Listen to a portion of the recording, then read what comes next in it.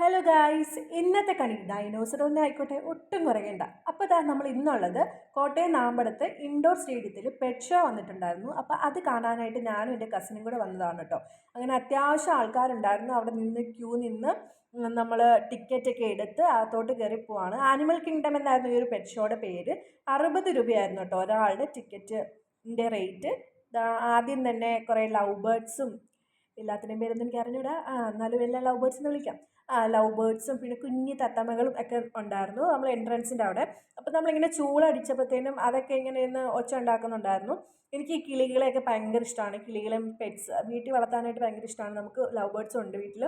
അപ്പോൾ അതാ എല്ലാത്തിനെയും കണ്ട് ഒന്ന് തോണ്ടി പിടിച്ച്, അതായത് അതിനെയൊക്കെ ഒന്ന് ചൂളടിച്ച് വിളിച്ച് അതിൻ്റെ ശ്രദ്ധയൊക്കെ പിടിച്ചു പറ്റാൻ നമ്മൾ ശ്രമിക്കുന്നുണ്ടായിരുന്നു. പക്ഷേ എല്ലാം ഒരുമാതിരി ക്ഷീണിച്ച് മയങ്ങി ഉറക്കത്തിൻ്റെ മൂഡിലായിരുന്നു. ഇവർ കപ്പിൾസ് ആണെന്ന് തോന്നുന്നല്ലേ. അങ്ങനെ നമ്മൾ കുറേ ഫോട്ടോസും വീഡിയോസൊക്കെ എടുത്ത് അങ്ങനെ അങ്ങ് നടന്നു പോവാണ്. ക്യൂ ആയിട്ടാണ് ഫ്രണ്ടിലേക്ക് പോകുന്നത്. അപ്പം എല്ലാവരും ഈ ഓരോ സൈഡിലുള്ള ബേർഡ്സിനെ കണ്ട് കണ്ട് അങ്ങ് പോകുമായിരുന്നു. അതുകൊണ്ട് നമുക്ക് ഫ്രണ്ടിലേക്ക് കയറി പോകാൻ പറ്റുന്നുണ്ടായിരുന്നില്ല.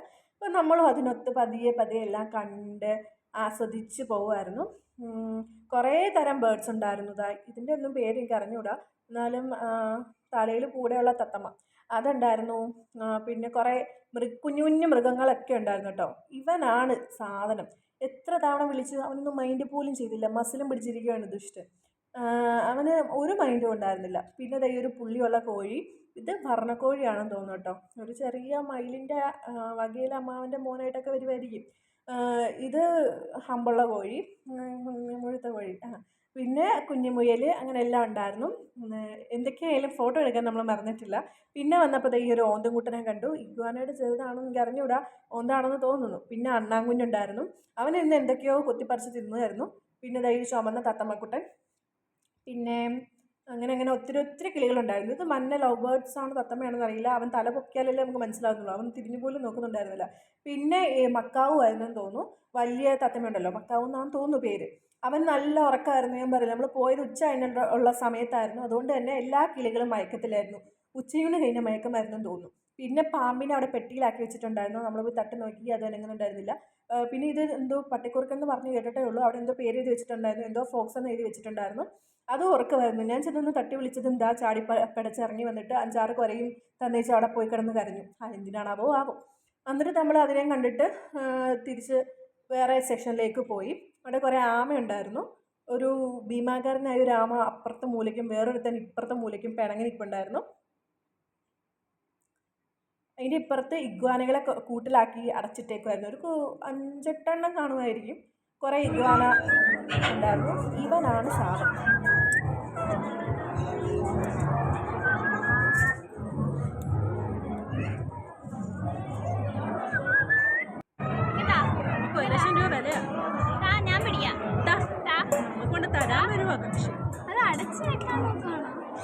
ഞങ്ങൾ എടുത്തോണ്ട് പോകുന്ന പേടിച്ചിട്ടായിരിക്കും. ഞങ്ങൾക്ക് നാളെ അതെ തെറ്റി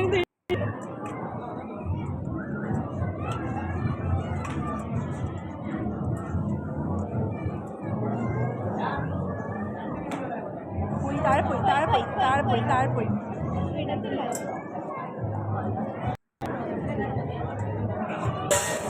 അയ്യേ താഴെ പോയി. ഇപ്പം കാണിച്ചു കഴിഞ്ഞവനുണ്ടല്ലോ, അവനോട് ഞങ്ങൾ ഇച്ചിരി തീറ്റയെ ചോദിച്ചുള്ളൂ. അവൻ ഉടനെ പോയി ഒരു പാത്രം എടുത്തോണ്ട് വന്ന് മൂടാൻ പോയിരിക്കുന്നു. ഇവറ്റകളുടെ ചില സമയത്ത് പ്രവർത്തി കണ്ടാൽ തോന്നുന്നു നമ്മളെപ്പോലെ മനുഷ്യരെ പോലെ തന്നെ ഇവറ്റകൾക്ക് നല്ല ബുദ്ധിയും വിവരം ഉണ്ടെന്ന്. അതുപോലെയായിരുന്നു അവൻ കാണിച്ചത്. എന്തൊക്കെയാണെങ്കിലും നമ്മുടെ തത്തമ്മയുടെയൊക്കെ സൈഡിൽ നിന്ന് അകത്തേക്ക് പോകുന്നു. ഒരു ഓപ്പൺ ഏവിയറി, അതായത് ഈ ബേർഡ്സിനെയൊക്കെ ഇട്ടിങ്ങനെ ഏവിയറി അങ്ങനെ എന്തോ ആയിരുന്നു അവിടെ എഴുതി വെച്ചിരുന്നത്.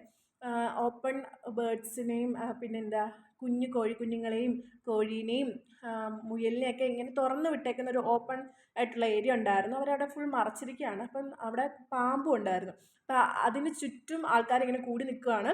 അപ്പം നമ്മൾ ഒന്ന് ട്രൈ ചെയ്ത് നോക്കാമെന്ന് വിചാരിച്ചു. ഉള്ളിൽ പേടിയുണ്ടെങ്കിൽ നമ്മൾ ജസ്റ്റ് ഒന്ന് ചെന്ന് തൊട്ട് നോക്കാമെന്ന് വിചാരിച്ചു. അങ്ങനെ എൻ്റെ കസിൻ അവൾ തൊട്ട് നോക്കി. അപ്പം രണ്ടും കൽപ്പിച്ച് ഞാനും തൊട്ട് വീണു ഗൈസ്. നല്ല സുഖം ഉണ്ടായിരുന്നു തൊട്ടിട്ട്. നല്ല സോഫ്റ്റ് ആയിട്ടുണ്ടായിരുന്നു.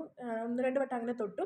അവൻ്റെ നോട്ടം കണ്ടിട്ട് എനിക്ക് അത്രയും അങ്ങോട്ട് പിടിച്ചില്ല. അതുകൊണ്ട് ഞാൻ പെട്ടെന്ന് തന്നെ അവിടെ നിന്ന് അങ്ങോട്ട് മാറി വേറെ സെക്ഷനിലേക്ക് വന്നു. ഇവിടെ മൊത്തം ഈ ആനിമൽസിൻ്റെ ഈ സ്റ്റാറ്റ്യൂസോ എന്തോ പോലെയൊക്കെ ഉണ്ടാക്കി വെച്ചിട്ടുണ്ടായിരുന്നു. ഒക്കെ കാണാൻ നല്ല ഭംഗിയുണ്ടായിരുന്നു കേട്ടോ. നല്ല ലൈറ്റൊക്കെ ഇട്ട് നല്ല വിശാലമായ ഷോറൂമായിരുന്നു ഗൈസ്. അങ്ങനെ നമ്മൾ ഈ ഫുഡിൻ്റെ ഏരിയയിലേക്ക് കിടന്നു.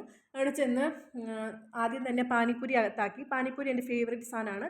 അതൊക്കെ കഴിച്ചു. പിന്നെ വെളിയിലിറങ്ങി ഐസ്ക്രീമും കഴിച്ചിട്ടുണ്ടായിരുന്നു. പക്ഷേ അതിൻ്റെ ഫോട്ടോ എടുക്കാൻ മറന്നുപോയി. പിന്നെ അതിൻ്റെ ഇടയ്ക്ക് നമ്മൾ വേറെ എന്താണ്ടും കൂടെ കഴിച്ചിട്ടുണ്ടായിരുന്നു, മറന്നുപോയി. പിന്നെ ഫോട്ടോ സെഷൻ എല്ലാം കഴിഞ്ഞ് നമ്മൾ വീട്ടിലേക്ക് പോന്നു. അപ്പോൾ അത്രേ ഉള്ളൂ. അപ്പോൾ എല്ലാവരും സബ്സ്ക്രൈബ് ചെയ്ത് സപ്പോർട്ട് ചെയ്യലോ അല്ലേ? Okay, by.